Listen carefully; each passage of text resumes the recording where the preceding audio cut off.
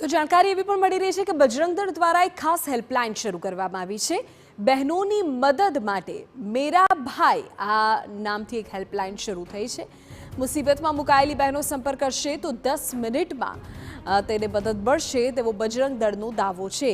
છેડતી કે અન્ય કોઈ પરેશાનીના સંજોગોમાં બહેનો આ હેલ્પલાઇન પર સંપર્ક કરી શકે છે। આ હેલ્પલાઇન નંબર પણ આપને જણાવી દે। હેલ્પલાઇન નંબર છે 8735873595। આ નંબર ઉપર તમે સંપર્ક કરી શકો છો। નવરાત્રી દરમિયાન વિશ્વ હિન્દુ પરિષદ, બજરંગ દળ, દુર્ગાબાઈની બહેનો દ્વારા પણ ખાસ ચેકિંગ કરાશે। તિલક કરીને જ નવરાત્રીના આયોજનમાં ખેલૈયાઓને અપાશે પ્રવેશ। ગરબામાં કોઈ પણ વિધર્મી ન પ્રવેશે તેનું ધ્યાન રાખવા પણ આયોજકોને ચેતવણી આપવામાં આવી છે। એટલે તમામ અલગ અલગ બાબતોનું ધ્યાન રાખવામાં આવશે। મુસીબતમાં મુકાતી બહેનોને મદદ મળી રહે તે માટે આ હેલ્પલાઇન શરૂ કરવામાં આવી છે।